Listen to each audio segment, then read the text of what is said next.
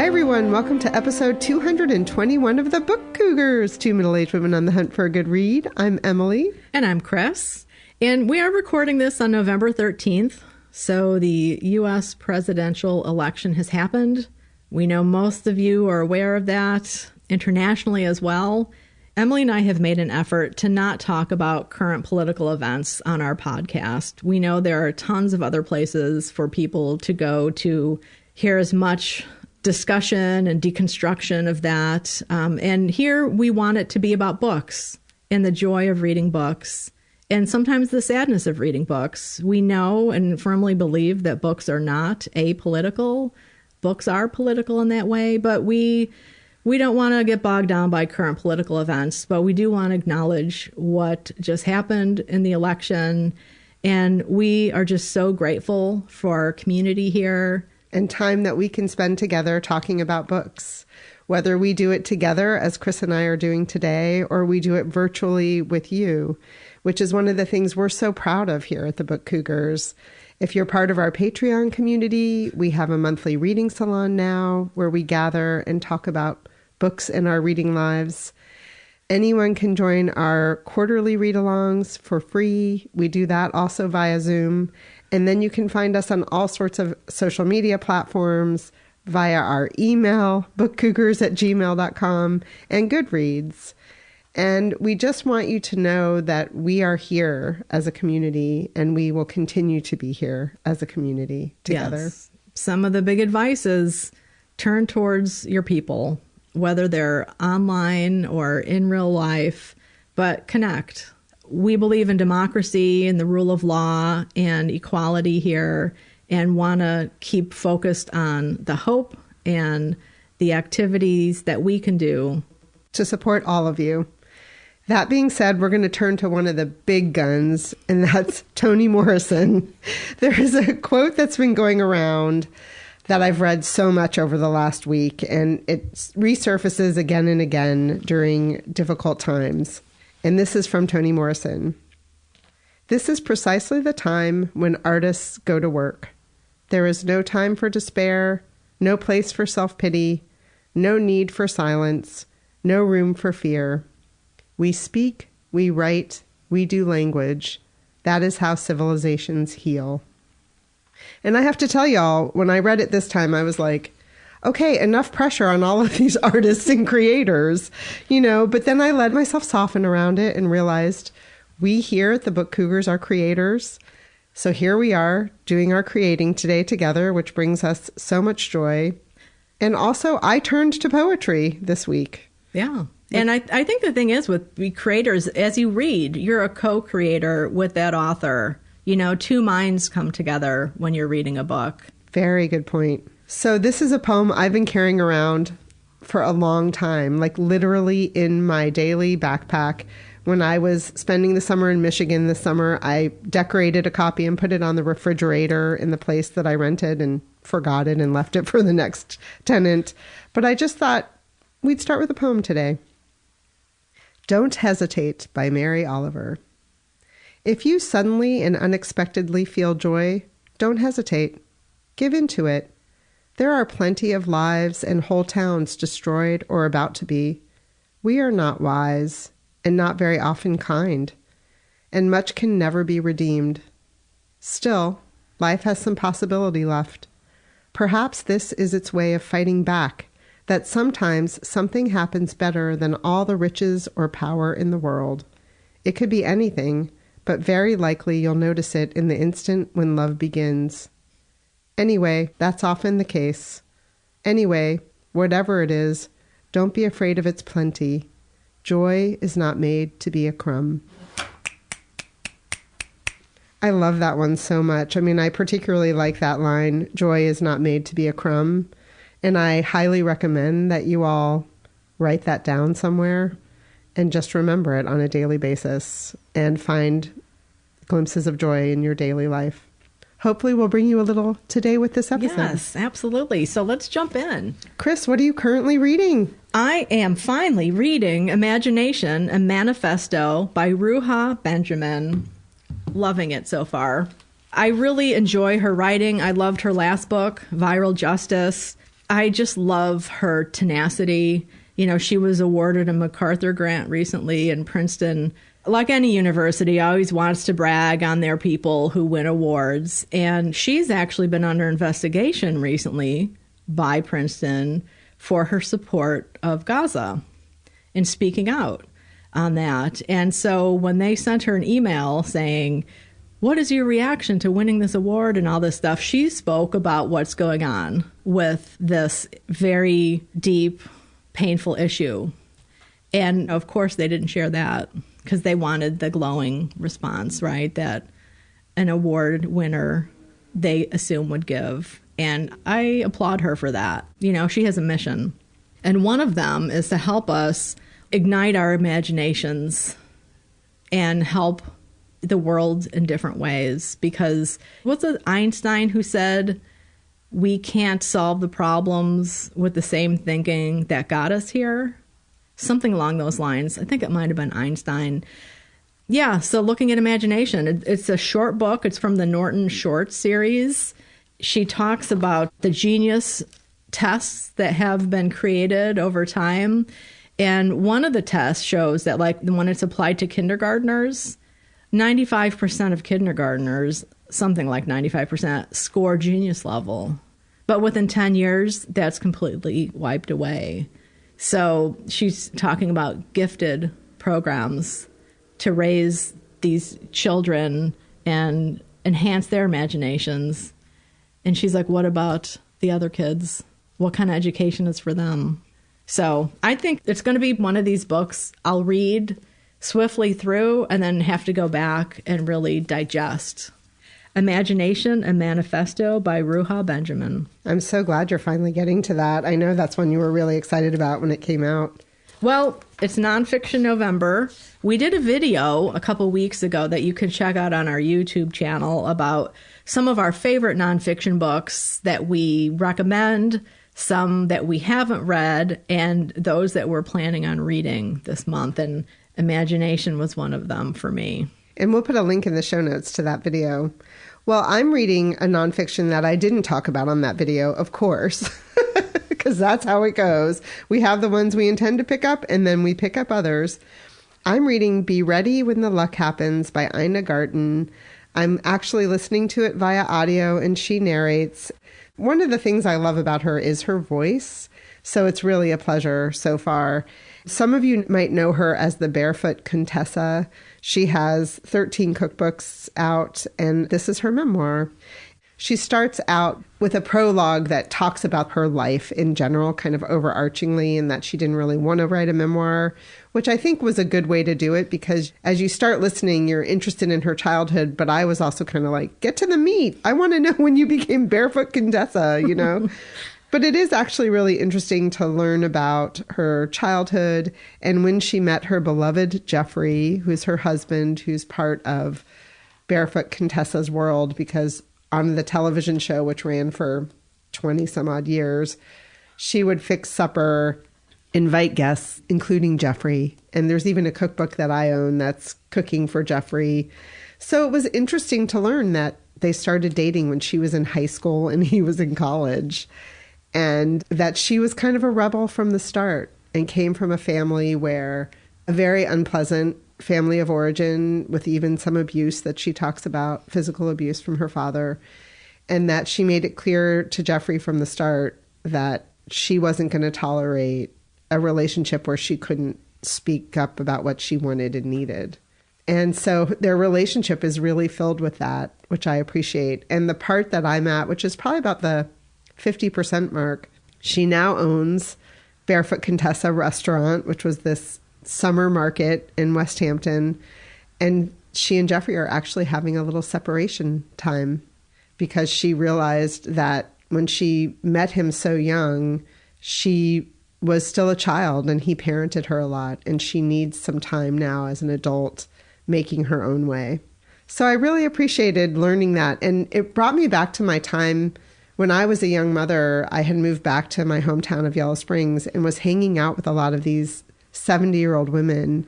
And so many of them told me that they had had periods of separation from their partners where they really lived alone. And I thought, oh, that's so interesting. You look at some of these long-term relationships and just think, oh, they've had, the perfect relationship their whole lives. Relationships are complicated, as we know. Anyway, really enjoying it. Highly recommend. The audiobook does come with a PDF with pictures and recipes.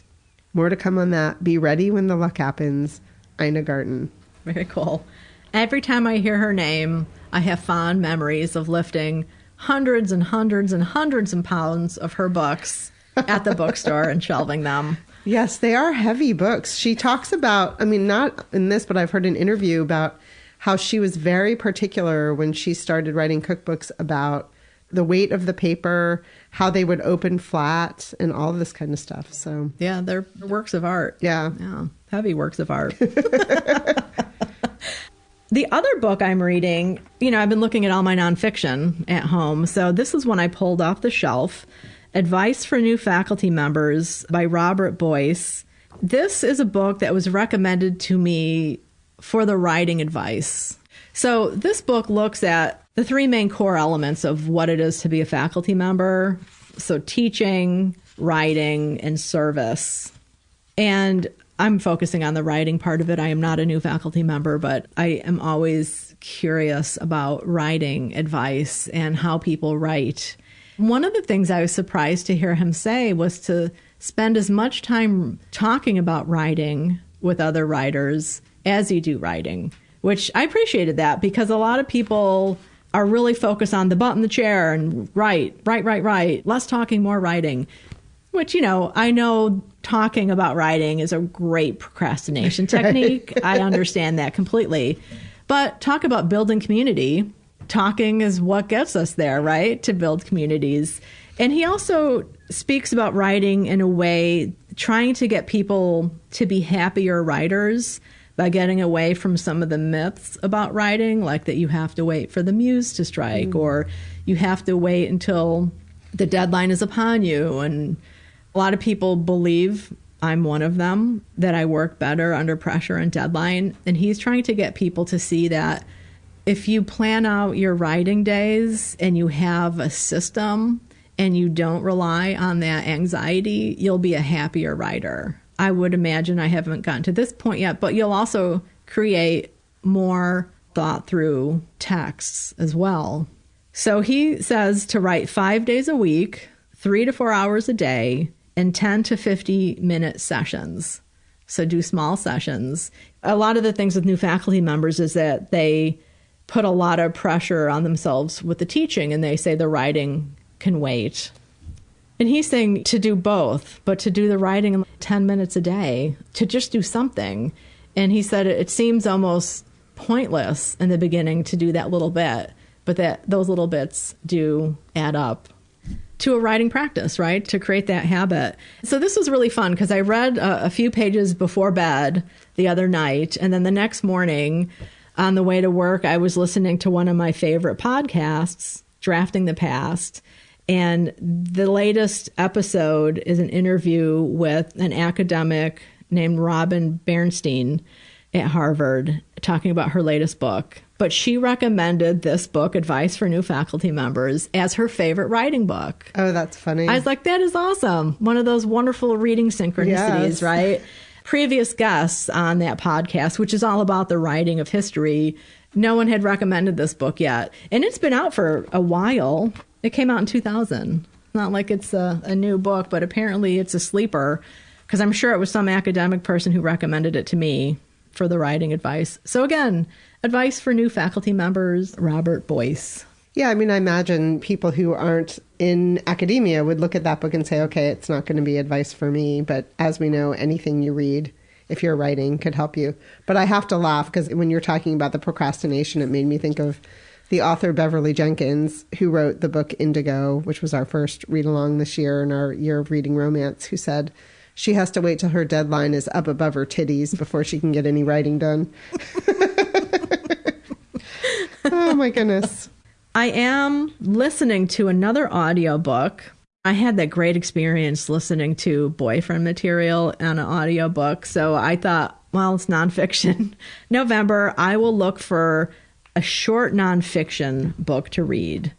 I am listening to Walking Well A New Approach for Comfort, Vitality, and Inspiration in Every Step by Michael J. Gelb and Bruce Furtman. It's narrated by Beth Colshaw, who has a great British accent, so I'm enjoying that. It's a very short audiobook. I think it's only like 4 hours or something like that, and I'm enjoying it. In their book, they're thinking about different ways of walking. That taking a step is not really walking. It's what happens after you take that step forward. It's what your back foot does that is the walking. And that instead of like pounding your heels, a lot of people really pound their heels when they walk. You want to think about your foot firmly on the ground and peeling up from the heel to the toe. And so they have these exercises where you start doing these things very slowly for small amounts of time. And then once you get going, you're supposed to be thinking peel as you walk. So I've been doing a little bit of that, and it is interesting. And it's all about being connected with the earth. There's a lot of different ideas in this book. I'm right now listening to the chapter on sitting. That's a funny chapter for a book about walking. I know, but it's talking about remembering that you have legs when you're sitting. A lot of people forget that they have legs, so it's giving advice on how to sit properly. Yeah. So yeah, a lot of different things in this audiobook. Again, that's Walking Well by Michael Gelb and Bruce Furtman. So Emily, what have you just read? Well, people, I forgot to tell you about my short stories last episode. So I have 4 that I would like to tell you about this episode. The first is from the collected short stories of Shirley HAZZARD. This is a book that I picked up with you, Chris, when we were at the Montague Book Mill, and it's edited by Brigitta Olubas. I was going to start with the story Harold, which is the first story that was published by HAZZARD in the New Yorker. Because one of the things I'm discovering when I pick up these collections is like, which one do I choose, you know? Often I'll read the title story, whatever the title of the collection is based on. But this one I read the intro, and she talked about Harold, that Shirley HAZZARD was working a desk job and had written this short story and kind of on a whim sent it off to the New Yorker. And they got back to her right away and said, yes, we'd like to publish it. And do you have anything else? But then when we did that video of our biblioadventure to the Montague Book Mill, one of the people who commented said, oh, I love the story, The Statue and the Bust.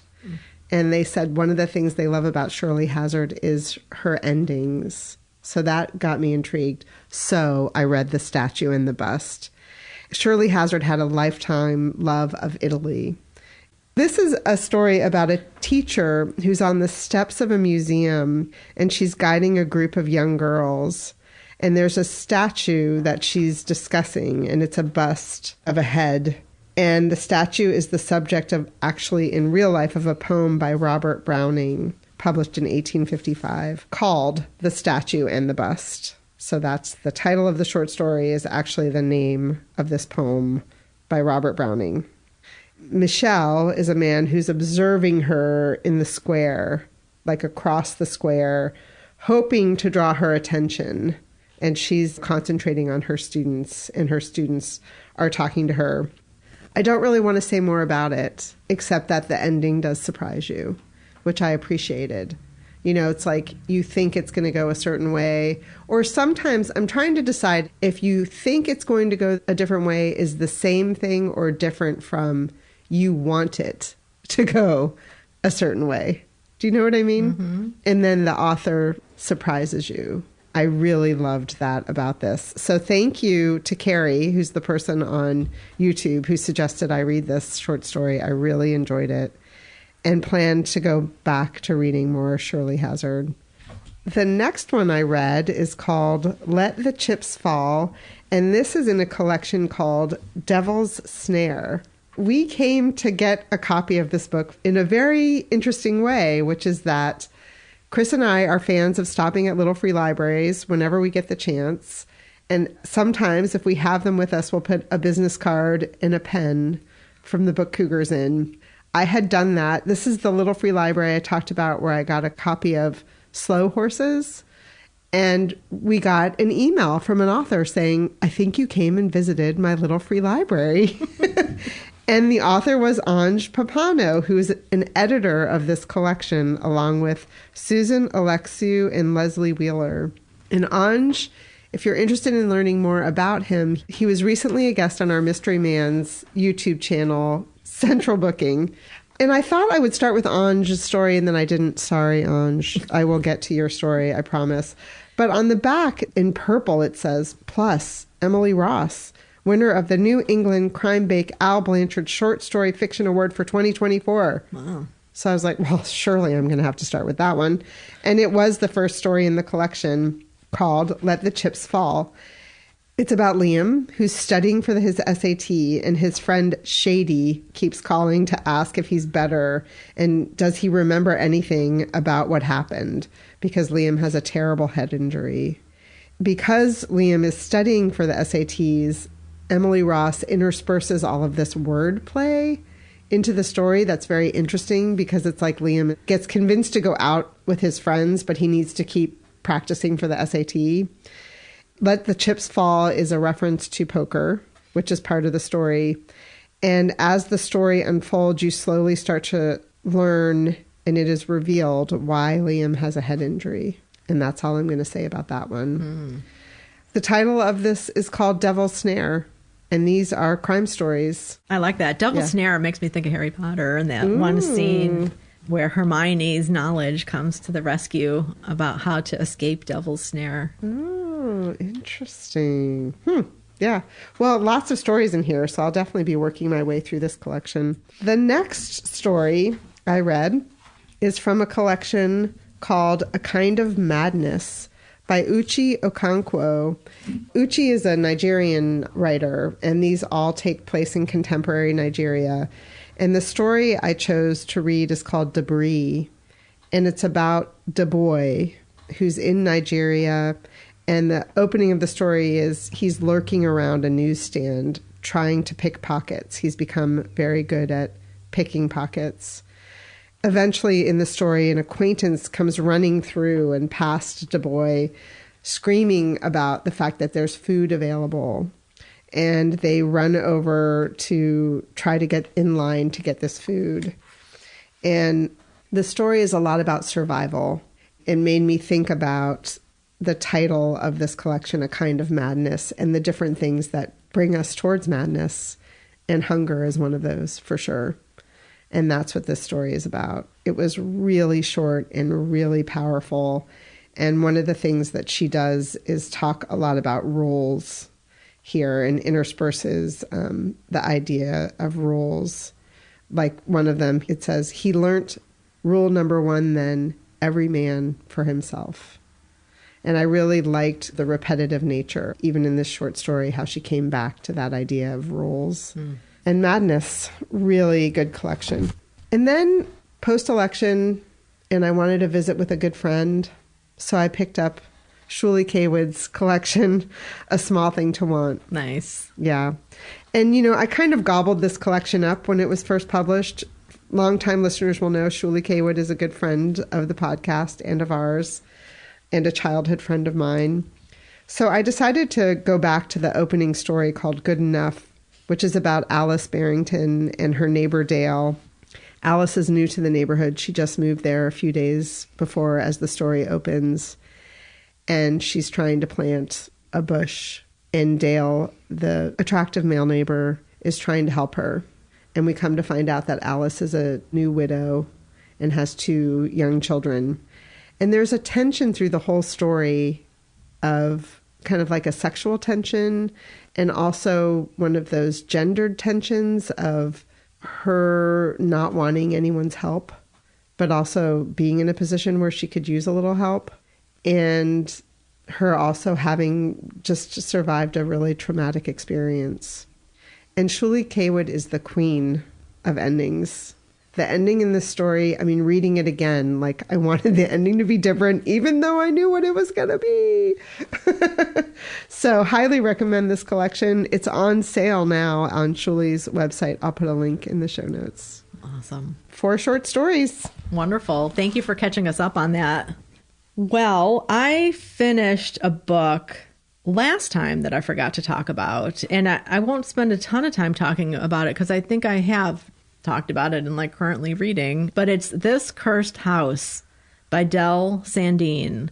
This is historical horror that is set in the 1960s with events going back to the mid to late 19th century. It's about a woman from Chicago who gets this opportunity to become a teacher for a family down in Louisiana. And her life has fallen apart in Chicago. So she's like, yes, I'm taking this job. I'm going to go be a teacher for this kid. And she gets down there and realizes she wasn't hired to be a teacher. There's no child to teach, but she's there for a reason. She's there to help the family break this curse. No pressure. So this cursed house, it's really intense. The main protagonist is a darker-skinned Black woman, and the people who she comes to work for are very light-skinned African-American people who are proud of being Black, but are very racist. So Sandine is really exploring issues of racism and colorism and biological family, betrayal, found family, and silences. It's a really good story. It's a ghost story. You have to suspend a little bit of disbelief, but it worked for me. It really did. And I still find myself thinking about certain scenes. So if you're looking for a good ghost story that explores contemporary issues today through the lens of the past, you might really want to check this one out. It's This Cursed House by Del Sandine. So I finished Shred Sisters by Betsy Lerner. This is a novel I talked about because I went to see Betsy Lerner speak at R.J. Julia a couple weeks ago. This is her debut novel, but she has written 3 books of nonfiction. She's also a revered and well-known literary agent and editor. This book reminded me of the quote by Sigmund Freud, "All family life is organized around the most damaged person in it." Whoo, mama. This novel just completely speaks to that. So it's about Ollie and Amy Shred, who are sisters. Ollie is the oldest, Amy is the youngest. Chris, this novel has so much young sister energy.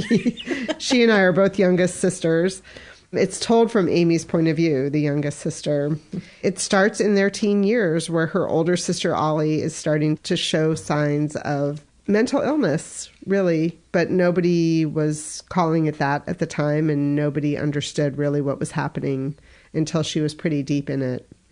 Amy is kind of the straight and narrow and trying to make a way for herself as her sister comes in and out of the family back and forth and is institutionalized at different points.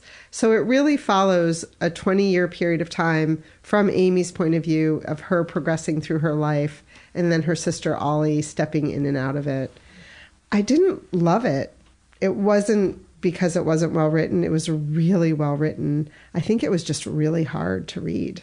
Really sad for me to see. You know, I've had my own experience with mental illness in family. And I think what Betsy Lerner did so well is you really get to see it from inside the family, but from an outside perspective in a very interesting way. Do you know what I mean? Kind of, I think I do. Yeah. Like she's shining the light on Amy's experience with her sister, but you're also, as the reader, getting to witness it from the outside somehow, even though you're inside. I didn't say that very well, but it was a lot to read. Yeah. I think her writing is just really, really great. I would just say content warning, there is a lot about mental illness and institutionalization in this novel. Good to know. Over that period of 20 years, being told from Amy's point of view goes from her teenage years through college and marriage, and she does learn who she is as a person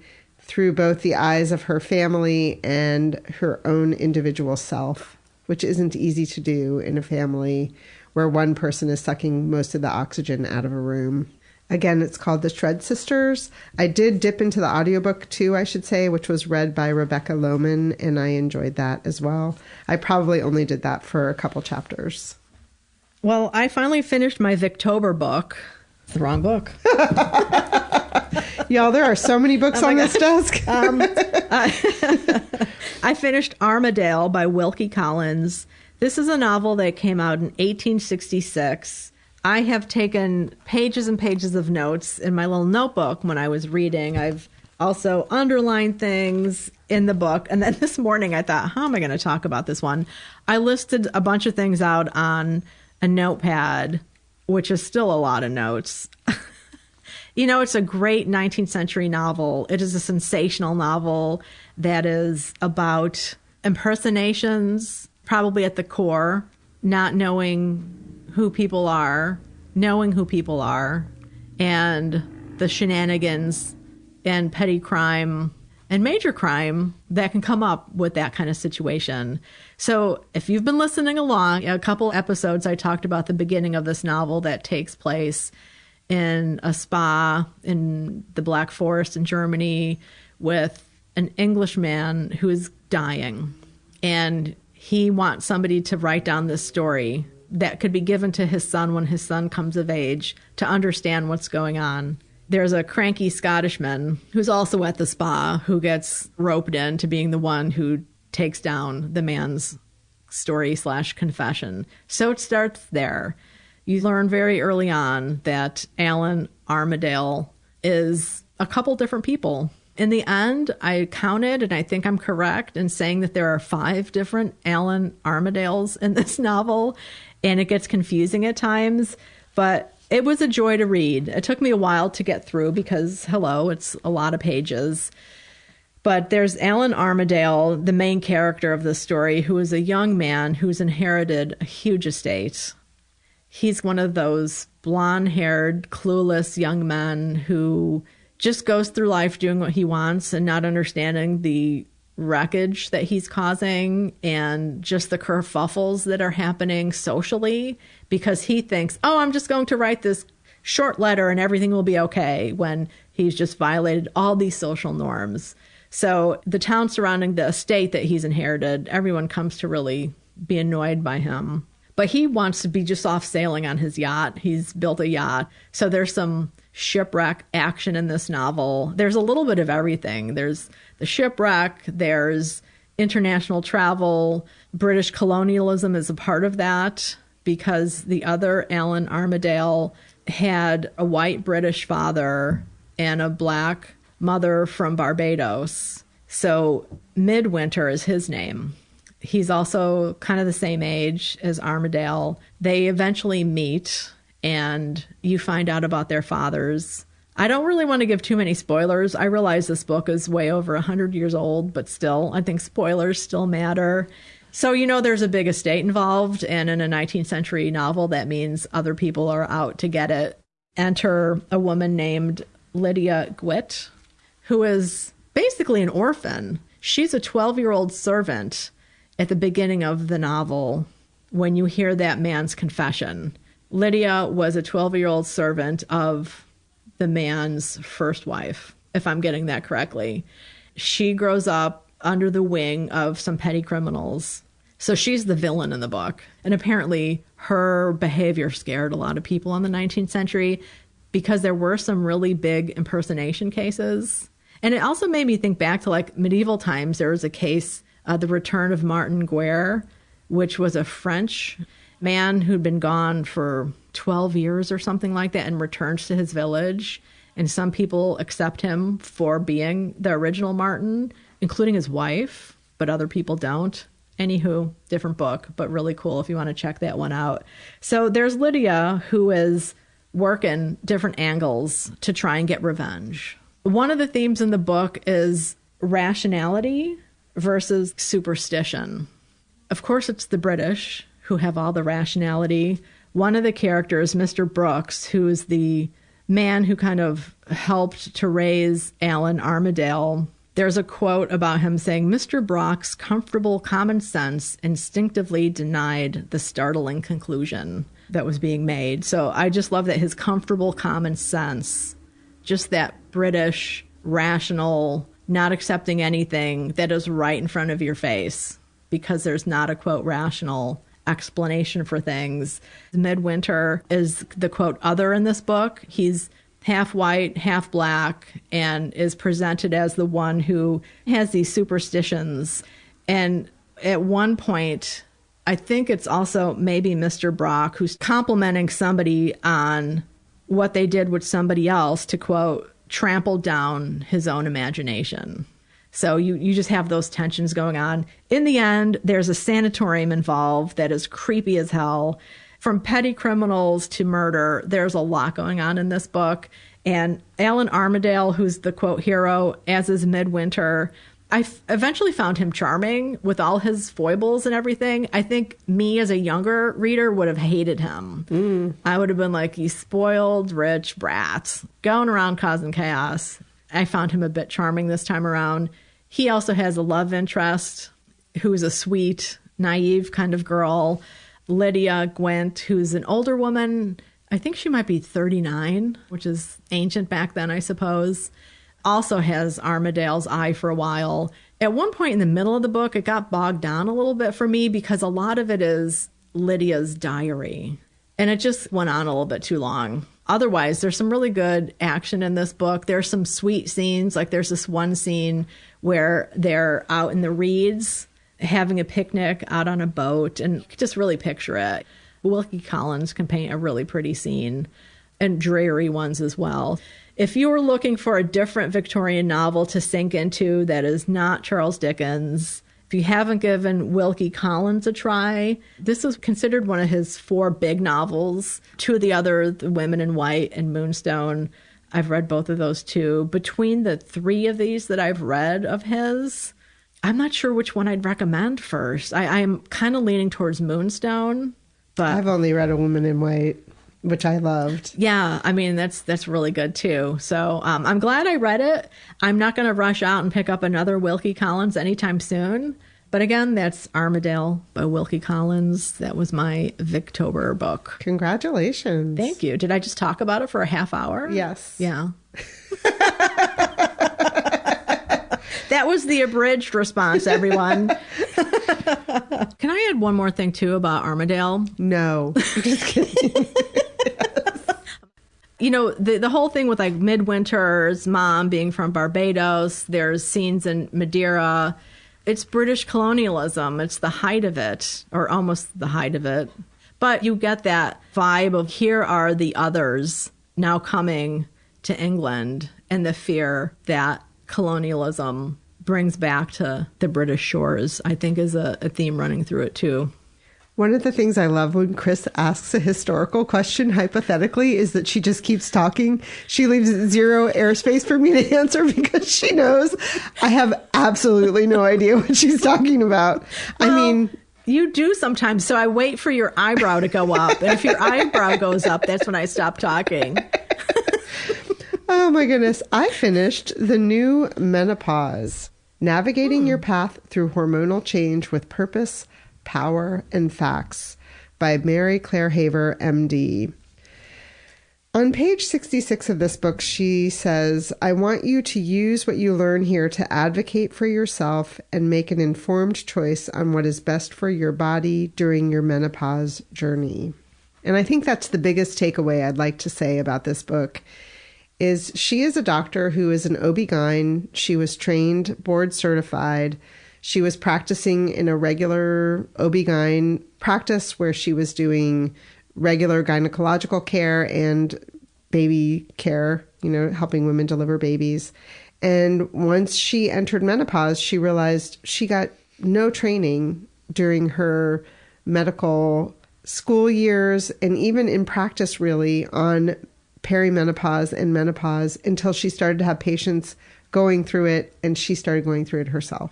Most women know that there is not much money put into studying women's medical care, that most of that is patriarchal. Even when it comes to things like cardiovascular disease, women present much different than men do, but still we don't study women's cardiovascular disease. There's progress being made. It's not enough. The same is definitely true in the field of menopause. One of the issues with menopause And social media, I feel like, is you can get a lot of information and it's not always right, or you can't trust it. What I appreciated about this book is that she helped you really clearly understand what hormones are, the different kind of hormones we have, the different processes of menopause, when you are officially in menopause. She really went from the beginning to the end of helping understand what menopause is, which even that is still hard to find information about, right? People don't want to talk about it. Doctors, as she pointed out, get no training in this. She now has doctors graduating from medical school reaching out to her saying, how do I learn about menopause? You know, they're still not teaching it in school. So my big takeaway on this book is I highly recommend reading it. I would read it as a resource for yourself. One of the things that she does is helps you feel empowered to ask questions when you do go into your doctor for different kinds of medical tests that might help you better understand where you are in your journey of menopause, and also whether or not you are someone who is interested in taking hormone replacement therapy, which is, once she gets into the meat of the book, a lot of what it's about. Back in the early 2000s, a study came out about hormone replacement therapy that said that women who took it had a higher risk of cardiovascular disease and cancer. And it put the kibosh and the brakes on doctors prescribing hormone replacement therapy. Fast forward 20 years, new studies have come out, for the most part, saying that that study was incorrect and that there are safe ways for women to take hormone replacement therapy. And actually, by doing so, you're not just getting yourself through menopause, but you are potentially extending your life and having a much healthier life post-menopause, which was kind of new to me. I always thought hormone replacement therapy got you through night sweats and acne and some of that, you know, pesky stuff. But actually, there are some long-term problems with menopause for women, like cardiovascular disease and frozen shoulder and dementia, and the list goes on and on. So I will say, whilst reading this book, there was also a very big article about Dr. Mary Claire Haver in the New York Times, where the Menopause Society has some issues with the fact that she sells supplements and does some things that people think can be very risky because things need to be FDA approved and it's kind of risky to have a doctor selling things, etc. I have no strong opinion on that, except that you can read the article. I will put a gift article link in our show notes if you'd like to read it. I think there are a lot of doctors selling a lot of things, and all of us have to do our own research and decide what we want to do. What she ended up doing was quitting the practice that she was in and opening a private practice solely on menopause care for clients, which is something that I think we're going to see more of, as 1.1 billion women are currently in menopause. A lot of people will know of hormone replacement therapy as HRT. She changes the lingo in her book to MHT, which is menopausal hormone therapy, which I thought was kind of annoying when she first did it, because I kept having to say, what is MHT? And then I realized, well, she's doing it because she wants to elucidate the idea that this is about helping you through menopause. It's not just about something that's looking at what's happening with your hormones. So I grew to appreciate it as I read. And it really is a book that's a long-range look at women's health and having longer, healthier lives, which not many people are doing. I appreciate her doing that. Highly recommend you read it if you're a woman. Very interesting. Yeah. I mean, you know, every body is different. We have different genetic makeups. So, yeah, it's good to talk with your own doctor, too, about anything. Especially, I mean, it is kind of dicey buying things online. Yep. I just got to say that. And that women have very different experiences with menopause. Yes. Yeah. Yeah. And one of the things she talked about, I mean, I always remind myself that medicine is a practice. Doctors are practicing medicine. Right. They are trying to figure out what's happening with you. All of our bodies are complicated. She talks about the diagnosis of exclusion, pro or con, perimenopause or something else, because what happens to so many women is they walk in to the doctor's office and they say, you know, I'm having trouble sleeping. And their doctor might say, well, let's give you Ambien. Mm-hmm. And so it's about, if you go in armed with information yourself, then you can ask questions of a doctor that may not be looking at menopause or perimenopause or hormones in general as some of the causes, or the being willing to unearth what else is happening in your body, I guess is the way to say it. You might walk into your doctor with a frozen shoulder, which is a very common side effect of menopause, which I didn't know until I read this book. And of course, they're going to order all these tests that are to see what's going on with your shoulder, but they might not think about, is it because you're lacking estrogen, right? Interesting. Yeah, totally. This is TMI, but I have started that genetic testing, and the geneticist I spoke with, I asked him a lot of questions about hormone replacement and breast cancer and different types of cancers. And he told me there is a 5% increase from what they're seeing right now in risk of heart disease and cancers.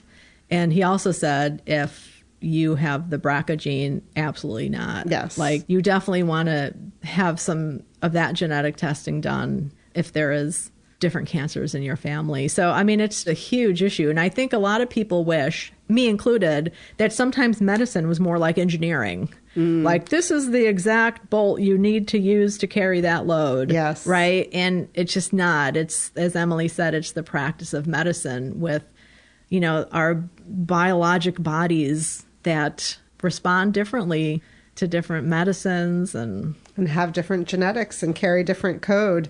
100%. And she does talk about getting the BRCA test done and also having a calcium scoring test done of your heart before you start any hormone replacement therapy. So she does talk about that, but I'm glad that someone was able to give you some answers in that way as well. Yeah. Yeah. It's such an issue. I mean, I admire people who go to medical school. Yeah, me too. Because I think there is so much to not study menopause. I hope that starts changing eventually. Me too. Yeah.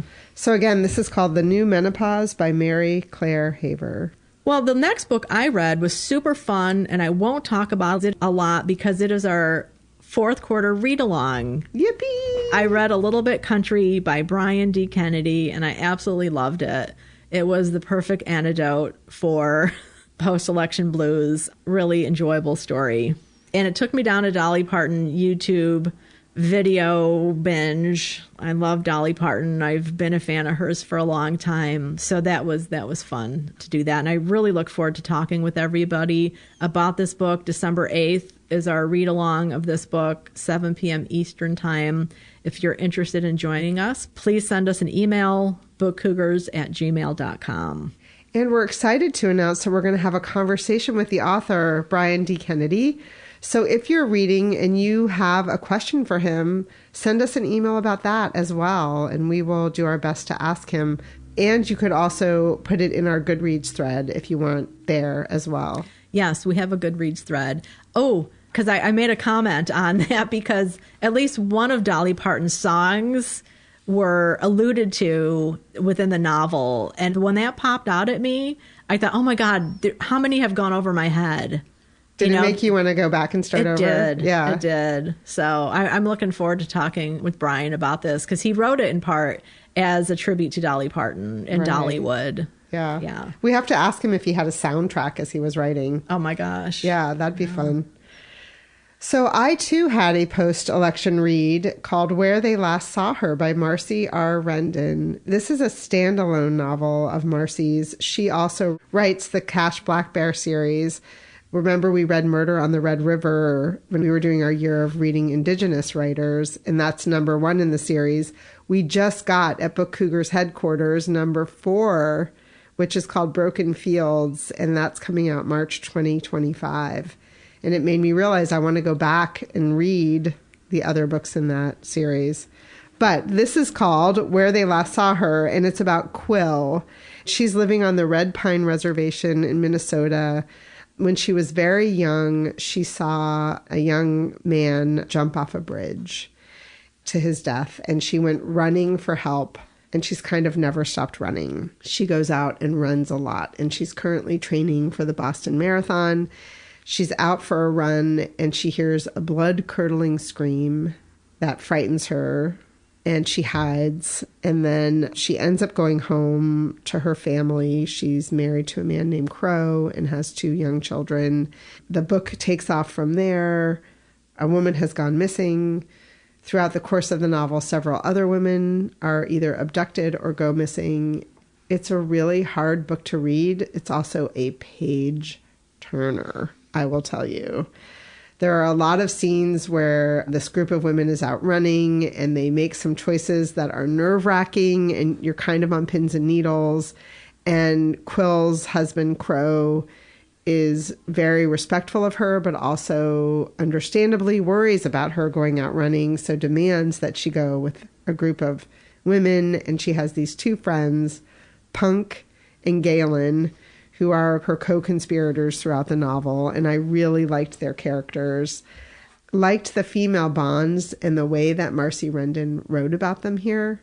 The other thing that's really part of the novel is the casino, which is on the reservation. So there are a lot of scenes of her going and trying to seek out these men that are causing problems on their reservation. And these are men that are brought there because of building pipelines. And it reminded me of Oh, Beautiful, right? Isn't that part of what was happening in that novel? Yes. And that's by Jung Yun. Yes. So I had a moment when I was reading this where I was like, oh my God, this is so familiar, that this is inserting these people into these communities and they don't care at all about the people that live there or about the environment that they're befouling. Right. Yeah, that one dealt with oil. I remember some scenes very vividly of them trying to get people to sell their land or to have wells in their yard, and just the havoc that wreaks environmentally and physically. Yeah. Right. And Marcy didn't get bogged down with that in this novel. She was just making the point that the people who come in to do that work and they don't care about any of the people that live there and treat these women who go missing as baggage, basically. I don't even know if that's the right way to say it. Yeah, just expendables. Expendables. Yeah. That's a good way to say it. Yeah. Thank you. So I'm really glad that she's bringing that to light with this novel. And this is Indigenous Reading Month. So that's part of why I also chose to pull this one up. Again, it's called Where They Last Saw Her by Marcy R. Rendon. And that came out in October. Nice. Well, it's also Picture Book Month. Woohoo! So I read the Feelings book that Emily talked about last episode. So good. Yeah. We have a slew of new picture books at the library where I work because we do have a early education program at the college and daycare, and we have a tiny children's section in the library. So one that I read is Something Someday. This is by Amanda Gorman and Christian Robinson. And it looks like, the style of the art is something I'm a little bit more aware of since we went to the Eric Carle Museum. Because embarrassingly, I said to Emily when we were there, I never realized that those were collages that Eric Carle was creating. I have no idea what I thought. I love the caterpillar and so many of the other images in his books. It just never dawned on me. So this, I think you could safely say, maybe some collage, it looks like a little bit. Yeah. So this is a story of a little boy who is upset at the garbage that's piling up everywhere. Throughout the story, he starts doing things, even though people tell him not to worry and not to do things. But he keeps going. And, Amanda Gorman is a poet, a very inspirational, down-to-earth poet. And some of the lines here, as a little boy starts making friends and creating change, he's creating a garden. Here's some lines from the book. And they tell you, sometimes we'll lose, but that's all right. We'll try again. And so you do, together, working, together, beginning, over and over and over and over. Then a couple pages later, something that is not a dream, but the day you live in. Mm-hmm. Beautiful. There are a lot of colors, but they're a little subdued in a way. So they're not overly bright, but really a wonderful book. Again, that's Something Someday by Amanda Gorman, illustrated by Christian Robinson. Lovely. I decided I'm going to read 2 picture books a week because so many awesome new picture books at work, and then we have them all on display. Oh, so nice. So I was like, control yourself. Yes. Leave some for the children. Wow. So, Emily, that was a lot of reading. Yes. A lot of reading. But what about biblioadventures? I had a very exciting biblioadventure because my daughter Rachel and granddaughter Nina came to town. It was really fun, and I took them on a biblioadventure to our local library, the Guilford Library, to pick up a pile of picture books. Lovely, lovely. One of them she accidentally took home with her, so we're going to have to get that back. We were so careful to not have her take any library books home, and then it turns out that I had taken one out that she had brought that she owned. So when she was collecting, it looked familiar to her, so she took 2 of the same one home. Okay. So we found one called Miss McDonald Has a Farm. And one of the things I'm loving about picture books from when my children were kids 30 years ago is there's a lot more representation, I feel like, in all sorts of ways. That book, as Chris was just reading it and showing it to me, there was a little boy in a wheelchair on the page, which is brilliant. This one, when I saw, Miss McDonald Has a Farm, how lovely. Yes. This is by Kaylee Gwarzenski, illustrated by Elizabeth Vukovic. As I've been reading I've been singing Old MacDonald Had a Farm to Nina. I was like, well, this is going to help me.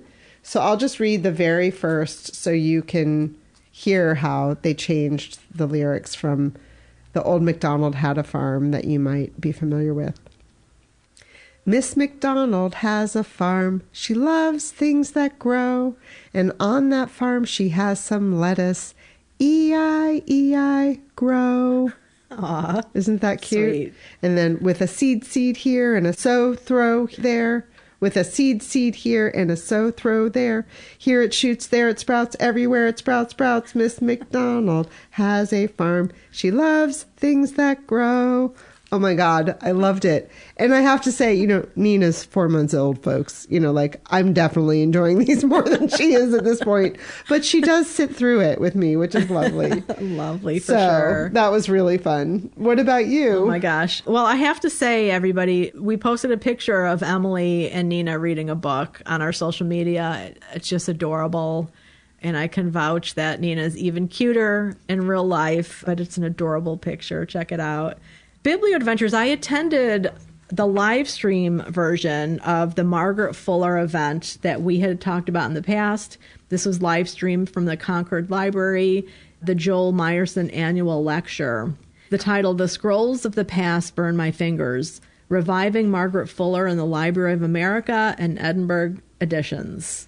So this was with Professors Bridget Bailey, Leslie Eckel, and Megan Marshall.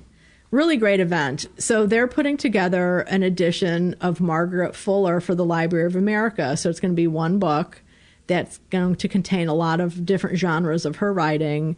And then they said the Edinburgh editions. So that is actually going to be multiple volume editions of Fuller's writing.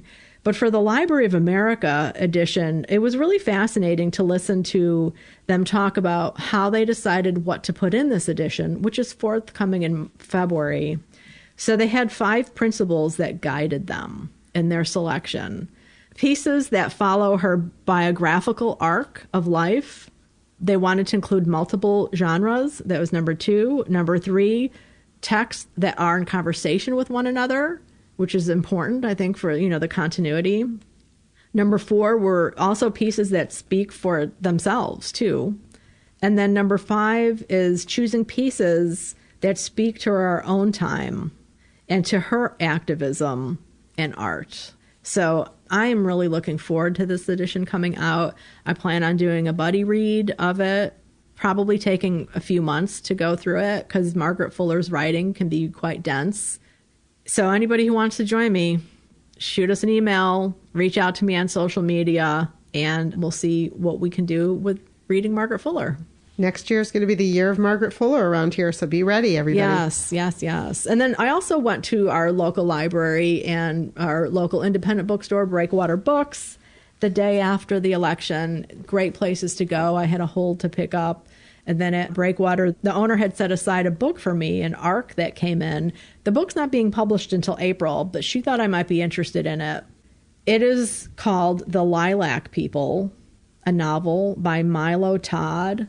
It's set in Nazi Germany, dealing with trans and queer people. I'm really looking forward to this. I'm going to wait a bit before I start reading it. Probably in the new year is when I'll read it. But I think a lot of people do not know that when the Allied troops liberated the concentration camps, people who had the pink triangle, people who were imprisoned for being gay, lesbian, queer, bi, trans, they were then taken to civilian prisons. They were not released. They were still imprisoned for their punishment because being anything other than heterosexual back then was a crime. Tragic time for so many different types of people. That's why I'm going to wait a while before I read it. I need to gird my loins on that one. How about upcoming jaunts? I have one, which is going to be this week, so it'll be before this episode drops. But it's with Cherry Bomb, which is a magazine that I follow and a group of women that I'm a part of that focuses on female chefs. And they're hosting a book club of Ina's memoir. So that's part of why I fast-tracked it ahead of some of the other nonfiction that I had planned to read this month. So I'm looking forward to reporting on what it's like to talk to a bunch of foodies about Ina's memoir. Very cool. That's exciting. Well, I mentioned an event last time that I'll be going to next Wednesday at RJ Julia with the authors Elizabeth Hobbs and Karen E. Olson. That's November 20th at 6:30 p.m. here in Madison, Connecticut. How about upcoming reads? I actually have two novels that I want to get to this month still, and they're both chunksters. One of them is a reread. I'm reading this with a buddy who shall remain nameless at this point. It's Fingersmith by Sarah Waters. I love her earlier stuff, and this is one of them. A fingersmith is a pickpocket, basically. This is a 19th century fantastic novel that won a lot of awards. It's also a mystery. And then also I'm going to start The Tenant of Wildfell Hall finally. This is by Anne Bronte. I'm doing a buddy read with Kate on this. She finished it already, or she's very near the end, and said that this is going to be a great addition to my bingo card. Ooh, I didn't know it was a romance. Our romance type bingo card. I don't know if it's a traditional romance in that way that we think of, not traditional romance, a modern romance, the way that we've been defining them, as if like there's a main couple and then a HEA, a happily ever after. We'll see. Okay. But I'm intrigued by what Kate said. How about you? I have one, and this is an author who I've never read but have always wanted to read, Jeanette Winterson. She's an English writer, very well known. She won her first award in 1985, the Whitbread Prize for Fiction, for her novel Oranges Are Not the Only Fruit. One of the things I love about her, I know this is going to sound weird, is the title of her books. I think are always intriguing. This is a set of stories, which is why I'm excited about it. It just came out at the end of October. Thank you to Grove Press for sending us this copy. And it's called Night Side of the River. And these are ghost stories. And apparently she has started to see ghosts. Maybe she always did. I don't know. So these stories are about her actual own experience with ghosts and also the supernatural. It says that they're gloriously gothic and unnervingly contemporary. There are 13 stories in here. So reporting back next episode because I'm going to choose one. That sounds good. Yeah, I read Oranges Are Not the Only Fruit. Was it good? Yeah, very good and very enraging. Okay. Yes. So coming up next is our conversation with Marcia Clark and our mystery man, John Valeri. Yes, Marcia Clark has been a guest on a past episode. We'll put a link in the show notes for that. She is a writer of mystery thriller novels that feature strong women protagonists. She's written several nonfiction books as well. Her new book that's coming out December 1st, Trial by Ambush, is her first true crime nonfiction book, and we both seriously enjoyed it. It is available right now on Amazon for the Prime First readers this month, November. Otherwise, it's coming out December 1st. check it out. Marcia Clark is also a practicing lawyer still. She's been a prosecutor in the past and had worked with some very famous cases. She's now an appellate lawyer. And John, as Emily said, our mystery man, is no stranger to those of you who are regular listeners. John actually helped Marcia with this book. He was her research assistant. So he was scouring the internet and archives, digging up everything he possibly could. Trial by Ambush focuses on the actual trial of Barbara Graham in the 1950s. There have been other books and movies and songs written about Barbara Graham. This new book of Marcia's really is a tight look at what happened during the trial, and it's very riveting. Happy reading! You may not remember that when we spoke last time, you teased about writing this book. And then there was a point where we asked you about what it's like to write fiction versus nonfiction. And you said, well, with fiction, I get to make everything up. So here you are, like, oh, not allowed on this one, you know? Yep. I mean, it has its own thrills, I have to say. And it was an incredibly arduous undertaking. One of the mistakes that I will try not to make in the future, but probably will, is that it was so long ago. Researching a case that took place in 1953 is its own challenge, you know, tracking down sources. For all that this was a case that was, for its time, the trial of the century, quote unquote, there was very little written about it. This was good news for me. There was one very slim book that was written about it, but really didn't delve into the trial. And then there was a much later, in 2013, an excellent book that touched on the case called Proof of Guilt by Kathleen Cairn. And I do mention her in the book as a source. She's wonderful. Her book is wonderful. Highly recommend it. But it didn't go into the trial at all. It wasn't her focus. She was focused on women and the death penalty, which is its own topic and fascinating one. So there wasn't much about the trial at all. And to the extent I could find anything, they were newspaper accounts, which were alarmingly inaccurate. And the book that was written touched on the trial, but summarized it in a very inaccurate fashion because the writer of the book was working hand in glove with the prosecutor. So there was no balance there. Everything was what a great guy the prosecutor was and how wonderful the police were and how, you know, okay, well, I'm sure they have their stronger points, but I really need a journalistic attitude about this. What's the truth here? And so I had to get the trial transcript. And as John will attest, that was the thrills and spills of a lifetime because I just was banging all over the place trying to find it. Didn't think I would ever find it. And I actually talk about that in the foreword, just the trials and tribulations of even getting it, because that was key to the whole project. And then ultimately, the day that the transcripts came, I still wasn't sure that that's what I was getting because it came from the state archives and they didn't know what they had. And I couldn't tell. All I could say was send it along. And I looked at the boxes and I said, it's about the right size. Oh, please. Oh, please. The deities. I said, you know, open the box and I saw volume 1. Yes. Oh, my gosh. Now, Marcia, did they actually send you the originals or did they send you copies? Copies. Okay. Yeah, because they make it's a fair question. So they make a transcript. This is over 4,000 pages. Mm-hmm. So I don't even know in what fashion they kept it. Was it on microfiche? You know, I don't know. I was so long ago. They don't do what they do now, which is everything is digital. In the cases that I handle today, they print out a copy and send it to me because ultimately I'm going to send a copy to the client when I'm done with the case. They don't have access to email or to digital, so they have to have hard copies, at least now. I think that's going to change.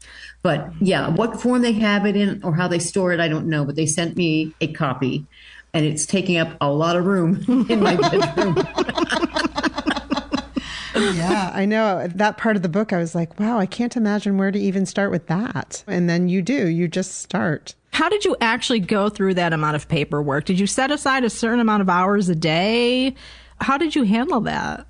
That's a really good question. I'm not sure that I even know now how I did it because I have a full-time job handling court-appointed cases for the indigent, court-appointed criminal appeals.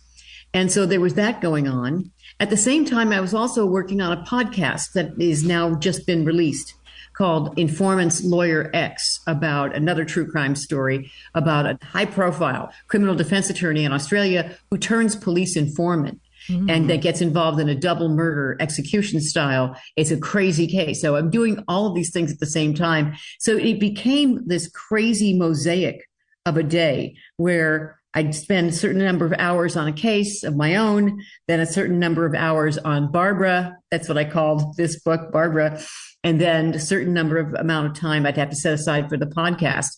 It was a very crazy time. And I'm going to try not to do that again. I didn't do it on purpose. It took so long to do the contracts for the podcast that I had time to get into the book quite a bit before the podcast really started going, and we were writing the episodes and then recording the episodes. It took quite a long time to do and got spaced out. So luckily I could kind of bob and weave, but I don't recommend it. There were days when I was saying, why did I do this? You say you called it Barbara. Yeah. And one of the questions when Emily and I started talking, we're like, what question are we going to start with to ask Marcia about this? And Emily said, well, let's ask her to talk about who Barbara was. Yeah, Barbara Graham was a child of poverty. She was born to a mother who did not want her, a mother who was unmarried. She never knew her father. She lived up in the Bay Area. They lived on welfare, etc. Barbara was really left to her own devices pretty young. She was shunted around between family and then friends and then strangers and then a convent at one point. That was her most favorite place to be, actually, which was surprising because she was a bit of a wild child. Oh, not a surprise. But the convent was a wonderful place and the sisters were kind to her, but she didn't get to stay there long. I suspect the reason her mother took her out of the convent was because she could not qualify for state subsistence if the child was not living with her. So brought her home, and at that point she had a sister and brother younger than her. But the mother kept throwing her out. And by the time she was in 8th grade, which was the last formal education she had, she was drinking, smoking, taking the ferry into San Francisco with a fast crowd, etc., and then ultimately wound up in the reform school that her mother had been in. And when we say reform school, it's really a jail for children. And it was horrifying. This particular one, called the Ventura School for Girls, was something out of a nightmare. I mean, they were subject to waterboarding, basically, all kinds of torturous exercises that were supposedly disciplinary in nature, a horrible place. She ran away. She did a lot of running away in her life. Eventually, she winds up a criminal record that was really minor. I mean, misdemeanor stuff, possession of weed, prostitution, that sort of thing. The difference about Barbara is that she was not only very pretty, actually beautiful, she was also very smart. And she actually was a sensitive soul. For all that she went through, the hardest knocks that kids can go through, she was a quality person that had a lot to offer. And with a little bit of help, just a little bit, she could have wound up having quite a normal life and maybe even an exceptional one. So it's really a shame what happened. And she wound up falling in with some really terrible people, these two men that became her co-defendants. In the trial, she was a dice girl for one of them, Emmett Perkins. She made a living basically being a shill for his gambling operation. Being pretty, she would lure men. She'd go to various hotel bars, pick them up. When they wanted to go somewhere else, she would suggest they first go to this gambling house and drink and spend money, and she would get a share. She would get paid for that. And so she wound up very close with this guy, Emmett Perkins, and then wound up meeting the third in their trio, who was actually the ringleader, Jack Santo, who was Emmett Perkins and Jack Santo in particular were true sociopaths. They were frightening characters. How she dealt with them, it's hard to believe. They didn't match. The trio didn't fit, and yet she had no place to be. Like, what happens when you have nowhere to go and you keep getting thrown out of every place you are? You land where you land. Mm-hmm. You just have to make do. And so she did, and wound up in league with them. And then they concocted this scheme based on rumors that had been flying around in Los Angeles, in the area of Burbank, that this widow had a safe in her house that was kept there by this very famous and wealthy, successful entrepreneur who owned casinos in Las Vegas named Tudor Scherer. And that supposedly he had a safe that he kept in her house where he kept hundreds of thousands of dollars. And they were going to knock over the house and blow up the safe, basically take the money. And so they planned this home invasion robbery. and took Barbara along just to be a lure, because the older woman who lived there, Mabel Monahan, would never open the door. She was very suspicious and security conscious. She had been herself a real trip of a woman. She had been in vaudeville. She was in a vaudeville troupe, and then she was a roller skater. She met her husband that way, who was a renowned roller skater and ice skater, and they became a couple that performed all over the country. Occasionally, she would act as a medium called Madame Martinez. She did all kinds of trippy things, and then eventually settled down. And her daughter, Iris, who also became a performer, wound up meeting Tudor Scherer, this very successful casino operator. They fell in love. They got married. But when they divorced, Tudor had bought this house in Burbank, and he gave the house to his ex-wife, Mabel's daughter. Mabel's daughter wanted nothing to do with the house or anything to do with him, so she gave the house to Mabel. Mabel lived there alone. She was not accustomed to living in a house alone, and so she was used to hotels where there was some form of security, a man at the door or at the desk. And so she kept all doors and windows locked. And they knew they would have to actually use someone to get her to open the door. And a woman like Barbara, who was petite, pretty, and knew how to speak nicely, claimed to have had a car breakdown, and so got her to open the door. They got in. And it was a hideous, bludgeoning death. Strangulation was the ultimate cause of death that gets the press, and she gets wound up as one of 3 defendants in this felony murder. And there are a lot of twists and turns to the actual case itself. The way that the burglary unfolds and the way that the whole murder unfolds is in itself the story that we begin with. And it's crazy, one thing after another that happens. But then the investigation is yet another journey that is incredible. The cops had no leads, no physical evidence, nothing. They had no idea who had done it for the longest time. And then they finally wound up cracking the case. Part of the reason we wanted to start with you talking about who Barbara was is because one of my biggest takeaways was like, she's someone whose systems just failed over and over and over. So we wanted you to just have a moment to humanize who she was before we get into the meat of the story, which is this trial of the century.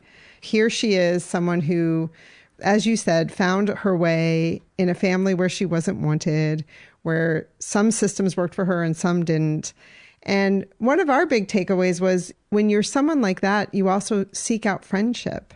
And it was in her seeking out friendships that she was burned over and over and over.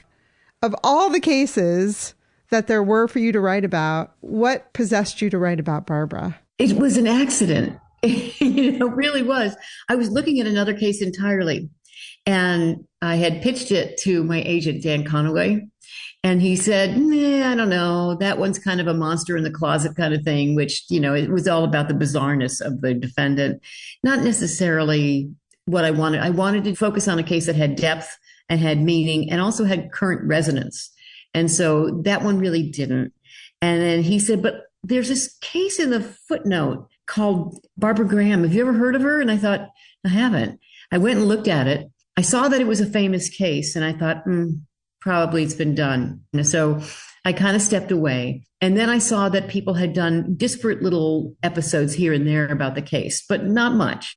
A podcast episode here, there, a magazine article here, there, nothing in depth.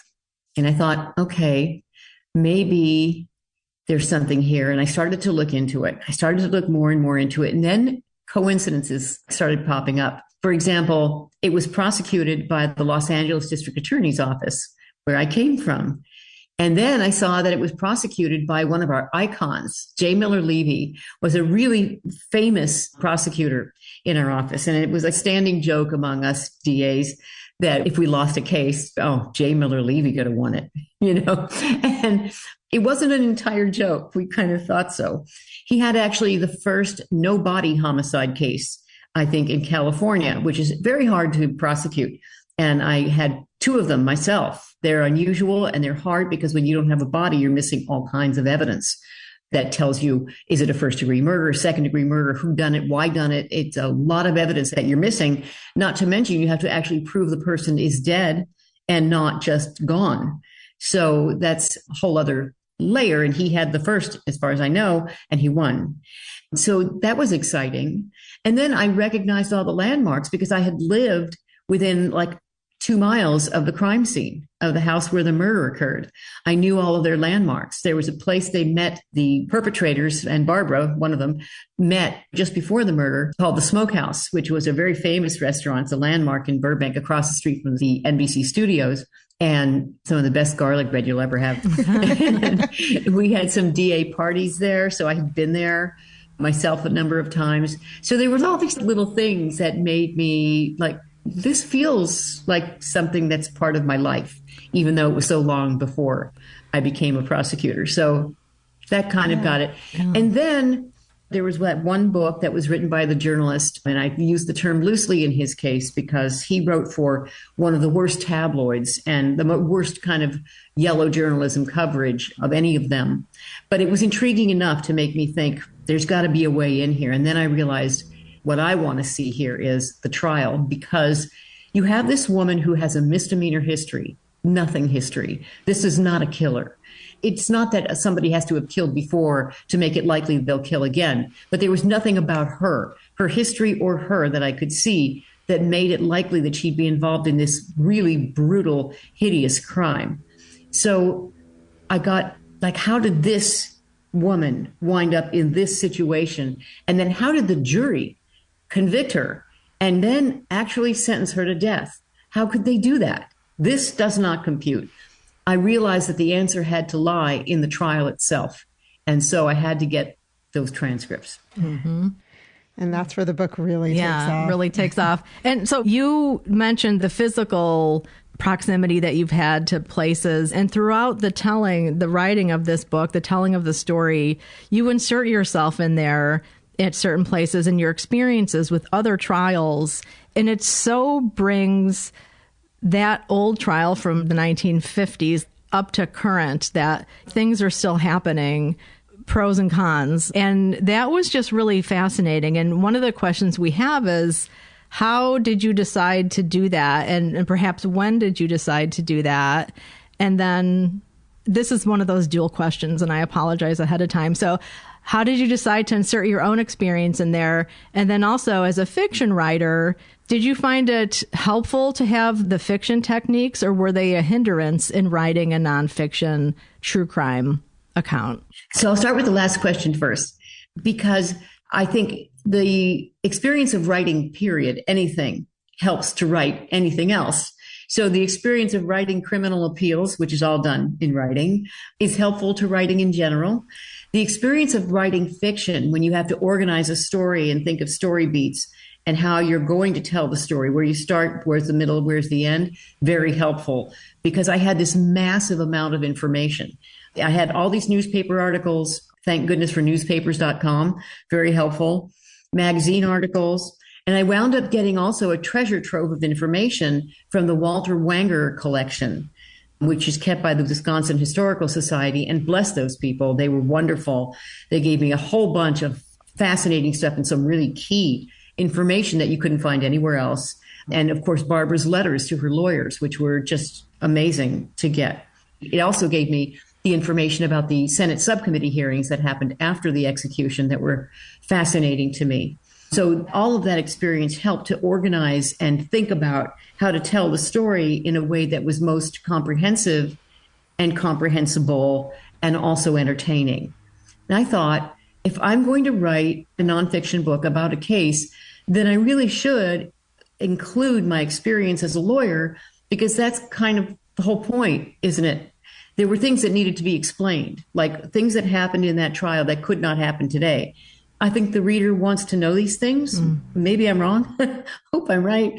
I would be interested in knowing this. So I wrote what I thought I would like to read. You know, I always want to know what the author thinks of things, especially in nonfiction. What did you put together? Why did you think this? Or why did you include that? And how are things different today? So I have this professional experience that can bring another layer to the book. I'm not just doing a journalistic thing. I'm giving you the legal explanation for how things happened then, how they would happen today, and also highlighting what problems still exist. The story is evergreen because some of the things that happened in this trial could happen today. And that has to do with the ability of a judge to control the trial, prosecutorial discretion that can be abused, the duty of a prosecutor in terms of responsibility to ensure a fair trial and ensure that a defendant gets a fair trial by way of getting the discovery he's entitled to. All of these things are still at issue today. Even though we have better case law, we have better rules in play, these things still happen. And so I get to talk about that as well. Yeah, I mean, if you turn on the television anytime today, you can hear about judges doing things that are surprising. And that definitely happens in this book. Yeah. Yeah. We felt as we were reading that you popping in and out with that information about the law was so helpful in understanding the case. And one of the takeaways for us that blew our minds was, and these are your words, Marcia, back in those days when counsel was appointed by the court, they didn't get paid. And we're talking about the defense attorney here. That not only meant the lawyers were working for free, it also meant that they had to go out of pocket if they wanted to hire an investigator. Mind-blowing. Totally. And that had a huge impact on Barbara's case. Can you talk about that? Yeah, me too. It did. It blew my mind. I did not know this. And how do you possibly afford a defendant a good defense? How can you be an effective representative for your client when you have no money to even hire an investigator? I cannot tell you how important it is for the defense to have that at their disposal. That the investigator may not find anything, and hopefully, really, you think about it, the police should have found everything that needs to be found. But you never know. Police are people. They can miss things. And sometimes you just need the investigator to reinvestigate in terms of talking to witnesses and getting another point of view. The cops get one statement, but you might get an entirely different one. You never know. If you can't hire an investigator, you'll never know. So the fact that they were working for free, and realize when I say working, they were putting in 12, 15-hour days every day for months, which meant that they could not take any other cases. How these guys even did it, I don't know. But I do know that when Barbara's lead lawyer was actually arguing in closing argument, he almost teared up when he said, "We have no resources. When I say to you, we're looking into the case, it's just me and my assistant, who's a young lawyer, very young, Benjamin Wolf. But her main lawyer had to do it basically on his own. Once in a while, the prosecutors would spare a cop to help them find a witness, but it was rare. And as you see in the book, as readers will find out, they didn't help in one most important way and very much on purpose. So it was at their leisure or pleasure to decide who, how, and when they would help the defense, but they had no resources at all. Now that's completely different. The defense attorney who gets appointed, for example, like me, we get paid because they had to recognize at some point there's no way you can be an effective representative without at least necessary funds. You don't necessarily get paid a lot, but you get paid some, and you do get the resources for an investigator, and it's critical. Mm-hmm. Yeah, well, the point with the prosecutors, there's a lot of bad guys in this book, and they're not always the, quote, bad guys. I mean, it was shocking to me to read what these men did. Yeah, the title of the book is Trial by Ambush. Yeah. Exactly. I have to say, in the course of reading these transcripts and seeing what they did, there were times I had to actually stand up and walk away because I got so mad. I just, how could you do this? Even if the law allows you to do this, how could you do this? Yeah. And the law didn't allow a lot of what they did, even back then. Mm. So there was that. But the law allowed them an awful lot, more than it would today.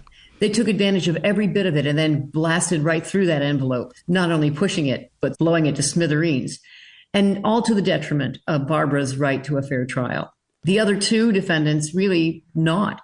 They didn't go after them. They didn't bother to. They didn't have to. They looked like exactly what they were. And so that was an easy win. Barbara was the one who's going to be harder to convict and certainly harder to put to death. And so they went after her with hammer and tong in a way that was reprehensible. And it was shocking to me, doubly so, because this was J. Miller Leavy. This was my hero, my icon. How could this possibly happen? I went into this thinking exactly the opposite, that I was going to see this is how it's done. You know what I mean? This is how the bigs play. Yeah. This is not how the bigs play. And I was absolutely devastated by what I read and infuriated on a daily basis. It wasn't fun to be around me around that time. Let me say, don't ask me out to dinner. I'm going to give you an earful. Do you have any concern about other people who looked up to Leavy having a reaction to this book? I can't be concerned about that. I had to tell the truth. That's the whole point of writing nonfiction, isn't it? I hope that they understand that what I'm writing about J. Miller Leavy came from trial transcripts. This was not my opinion. This is what happened. This is a matter of record. So it's not me spreading a rumor about someone. This is not fake news. So what he did and what I was able to discover about what he did was largely in the trial transcripts, but also in reports written by the investigator that ultimately came forward to help Barbara after she was convicted. He did a very exhaustive job that was based all on records. So he wasn't writing a matter of his opinion either. All of this was documented, every bit of it. Yeah, if people are upset by it, I get it. I was upset. I didn't know him, and I was upset just because I knew who he was and had a certain opinion of him. Yeah. Right. So I sympathize with those who might be upset. Yeah, it made me wonder about some of his other cases, if other cases of his will be looked into now. We also wanted to talk with John and John's role in this book. I just encourage Marcia to write. I mean, stop ever. Do not minimize John. Do not. John, I hired John as my researcher.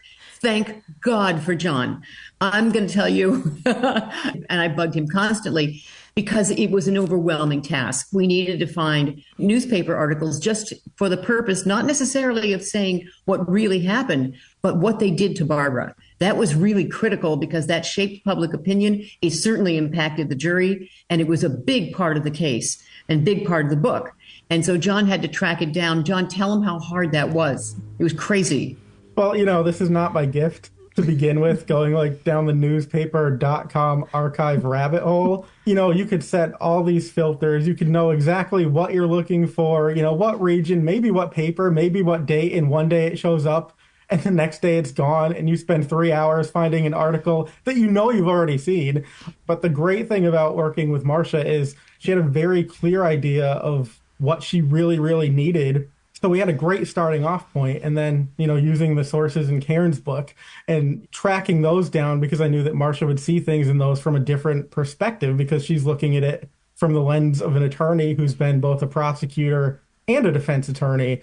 She knew what she wanted, which that's very helpful, when you actually know what your prioritized items are, but also all throughout, she kind of had the philosophy that more is better. Yes, I know what I want, but I don't know necessarily what else is out there. So if you're finding things, yes, inundate my email box. I don't care. Like, more is better than not enough. So it was a very open-minded collaboration. And I think we were both kind of surprised by some of the stuff that turned up. But yeah, it was an opportunity I was not expecting. I remember sitting at my table, picture it. It was Little Portland, Connecticut, December 2022. I'm sitting at my dining room table, scrolling through emails, delete. Oh, Marcia. I'll open this one. It's Marcia. I don't delete Marcia, at least not until I've read it. And there was this wild opportunity. She was talking about this true crime case that she was really invested in and that she thought it had the makings of a really great book, but needed to make sure that there was actually enough information out there to support that. And then kind of said, I'm really busy. I have a full caseload. I'm working on a podcast. And it would be great to have somebody who's, self-starting and resourceful to help out. And I thought, well, that person must be busy. I don't know that person. But it turns out she thought I was that person. And I'm like, well, who am I to disavow her of that kind of notion?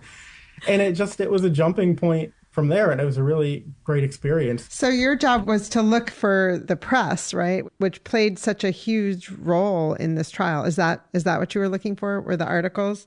So looking for newspapers, kind of, keeping up with the archives to make sure that they weren't losing sight of our requests, because the most critical information Marcia knew was going to be in those transcripts.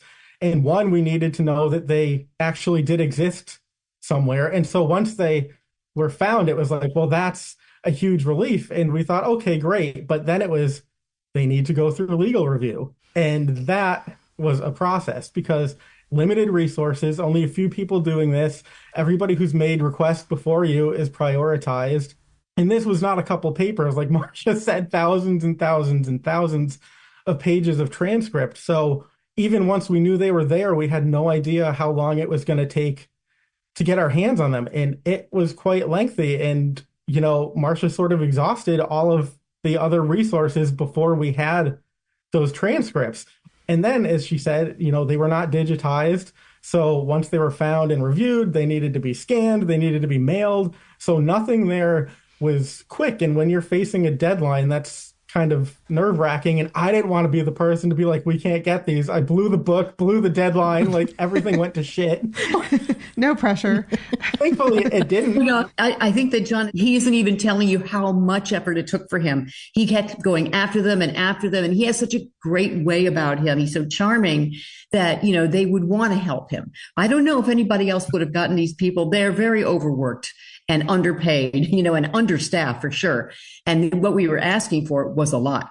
So he just kept going. He kept water torture, kept going after him and going after him. And don't forget me. Remember me. Hi, how are you? I think he actually wound up getting invited to Christmas dinner with somebody. And it takes that combination when you're trying to get people to give you what you need, and it's not easy for them. You can't just say, you owe it to me, give it to me. Okay. Mm-hmm. Yeah, I'll see you next decade. Yeah. Right. Yeah. John has this wonderful way of knowing just how to approach and just how to make nice and just how to push gently. And it took all of his skills, and they were prodigious. I got to say, amazing to see him at work.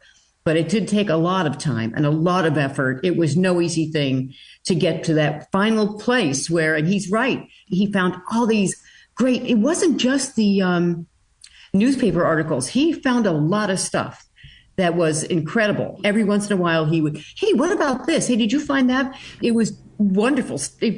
I can't even say enough how great it was and what a great help it was to have him. I couldn't have done it without him. There's no way. And then to have all of that and then to be sweating it out for the transcripts was really nerve-wracking for both of us. Poor John. And we would commiserate on email. Anything? No. Anything? No. They're working on it. They're working on it. Yeah. They're working on it. But seriously, I mean, it went from estimate of, it'll be a couple of weeks to a month and a half to it took maybe triple. It was longer. And unfortunately, they have to bounce you around from person to person sometimes. And what person A knows, person B doesn't. And yes. We realized at one point, unfortunately, they were looking at things they'd already cleared and sent to us. And it's this is taking up time, but we have it, but they switched people. So they didn't necessarily know that. But I have to say, I mean, it was stressful in that respect, but it was also so much fun. It was this really great scavenger hunt that I got to go on with somebody I really admired who's become a really good friend. And it was just an awesome experience to be able to see Marcia, at work, because I would send her something and she would respond, and it would be this entire analysis of a witness statement or a report and how it fit into what was reported versus what the actual truth was. And so I felt like I was getting all of these great nuggets all along the process, and it was really interesting to see her mind work. And just, I don't know how she has the recall for facts, figures, dates, people. It was insane. And literally it would be instantaneous. There would be this huge response. I don't even know how she made sense of all of that in her head.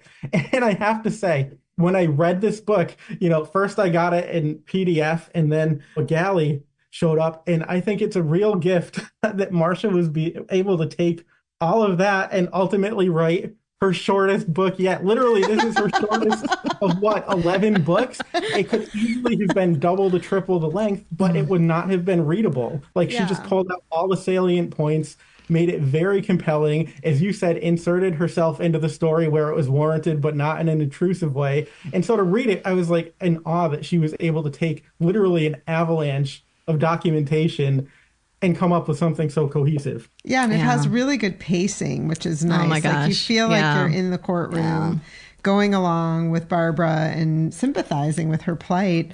Also, just the unfairness of the situation and the press. Should we talk about the press? Yeah, I just want to say, I read this book in 2 big gulps, and I don't really read true crime, but this book was amazing. Yeah. I just have to say that. I mean, the content, the pacing, everything. Oh, I'm so glad to hear it. That's music to my ears. Marcia, you've had your own experience with the press when you're working on a big trial, and the press did no favors for Barbara in this situation. We both underlined this same line. We didn't realize it until we came together to talk about the book. You wrote, the members of the printed press were about as carnivorous as any of today's online keyboard jockeys. Love that sentence. And they would call her things like Bloody Babs. Headlines read, the lips of the icy blonde. How did the press influence this trial? And do you think anyone can ever have a fair trial anymore with 24/7 press and social media? I think that it's a good question. It's a challenging media atmosphere in today's world, but it was then too. And it always comes back to the judge, ultimately. The judge has to know how to set the guardrails, set the boundaries, and they can do it. We have rules in place, and we had them back during the Simpson case as well, that allow the judge to decide when and how the press gets to be in the courtroom. And there are ways of managing it so that the jury does not get exposed to what they shouldn't see. For example, when the lawyers are arguing over evidence as to whether or not it should be admitted at trial, there's no reason why that should be covered with cameras. Print reporters always, they can be in there doing whatever they want to do, but it's not going to cause the same problem. It's the moving pictures, the images of people moving around that makes it all so easy and so much more entertaining to watch. And therefore you have people watching stuff that they should never be seen by the jury, and is definitely going to get to the ears of the jury if people are watching on the outside. And sometimes the jurors themselves, accidentally, even not intentionally, will catch a glimpse of things that they shouldn't be seeing or hearing. So it's up to the judge to know that and to put in place certain boundaries that prevent this from happening. But they don't. Now, in Barbara's case, the judge did. They had all these reporters with cameras, and they were very excited about using them. And they were even moving cameras at that time. And the judge said, no, you're not going to have that in the courtroom. And as you know, probably federal courts still don't allow any cameras in the courtroom, still cameras or otherwise.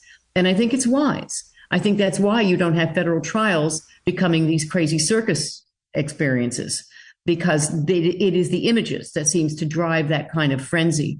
So they took as many pictures of Barbara as they could, but ultimately they were only stills, and they were only in certain respects allowed to get that close. However, the press made up for that lack by writing in very vivid and very lurid terms descriptions of her in terms of her every move, what she wore, what her hair looked like, her makeup. When you're studying someone as carefully as that, there will be unguarded moments because she's in that courtroom for 8 hours at a stretch. How can you not, at some point, maybe smile or look away or sigh? They reported on every single bit of it. And they did it in a way that twisted what she did, twisted her every move to make it fit their narrative that she was stone-hearted, cold, icy blonde. That was their mantra that constantly got repeated, and everything got sorted through that lens. This is who she is. She was a heartless, vicious, cruel, brutal, bloody Babs murderer. And it had a great impact.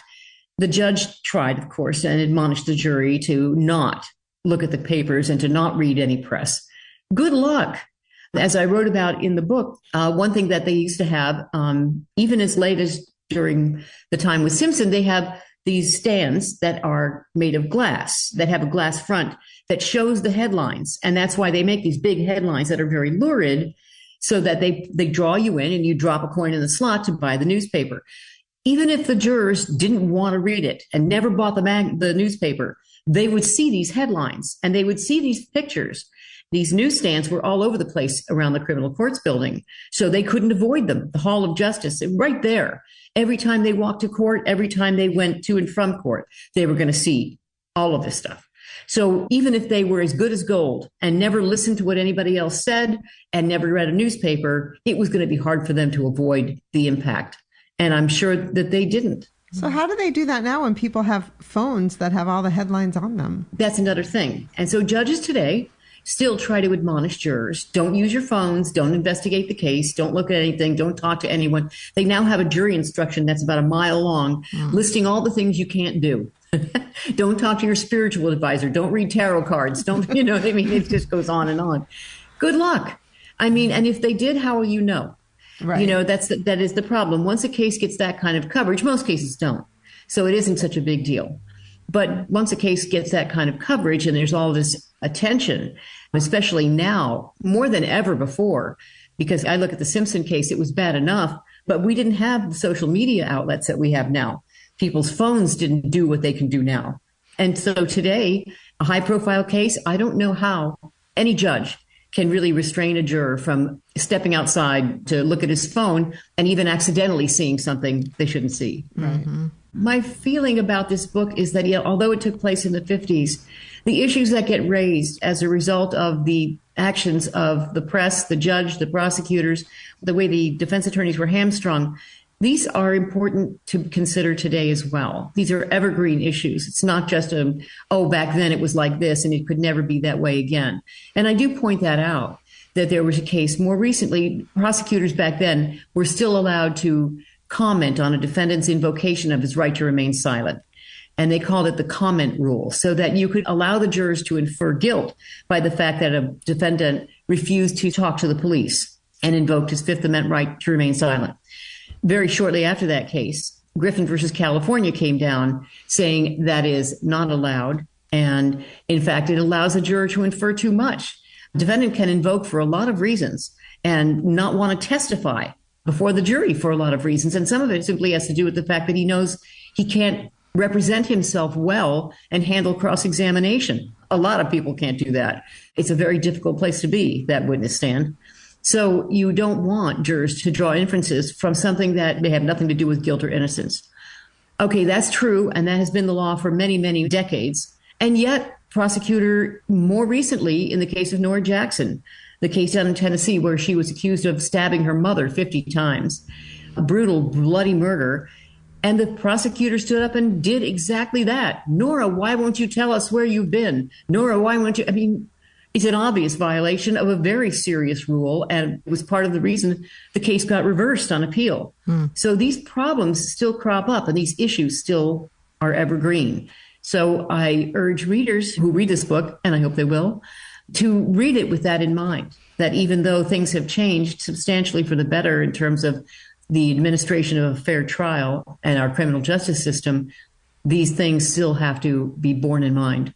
Yeah. John, can I ask one other question about your research? Sure. Did you at all come across any information about Barbara's heirs? Barbara's heirs.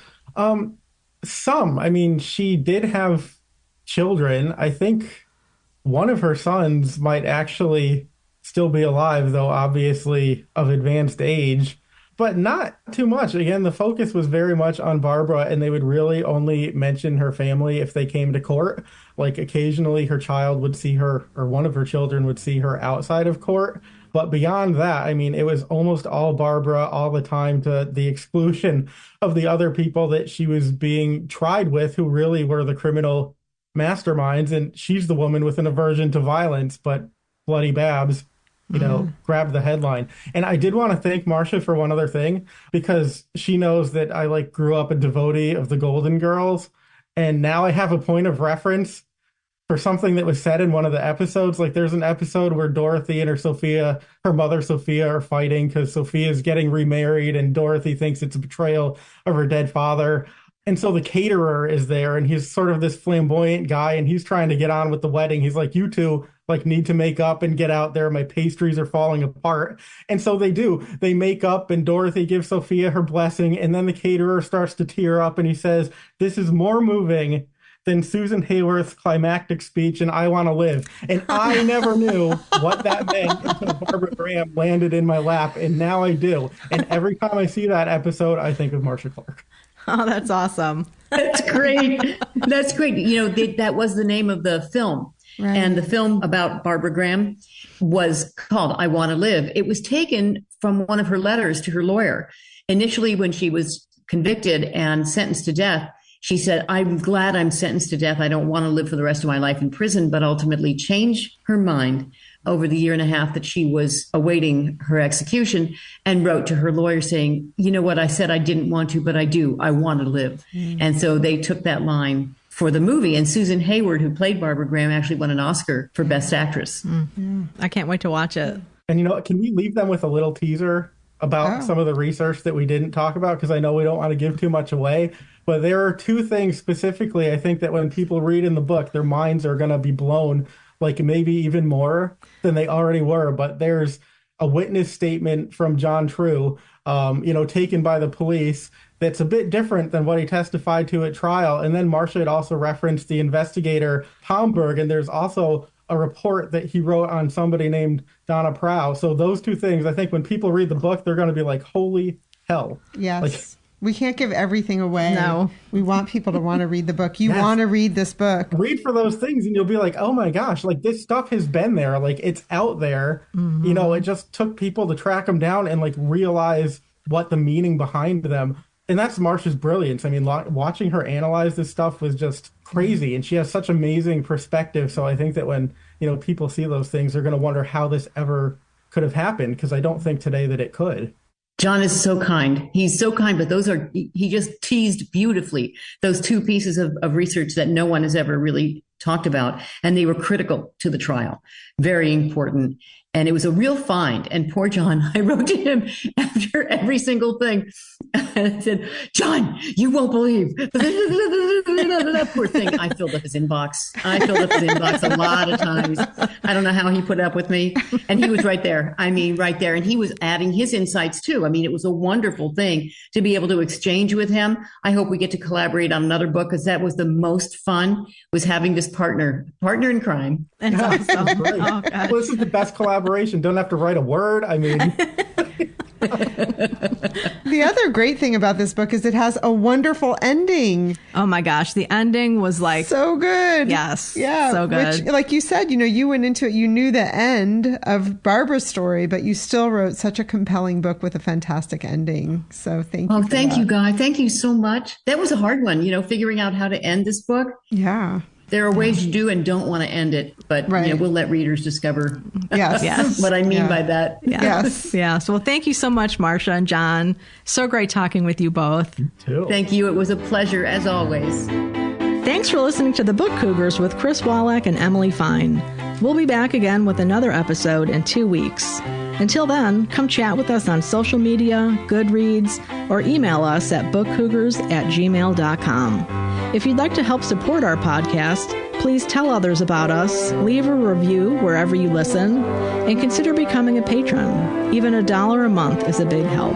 Learn more about that on our website, bookcougars.com, where you'll find the show notes for this and all of our past episodes. Thanks, everybody. This episode was edited by Pat Keogh Sound Design.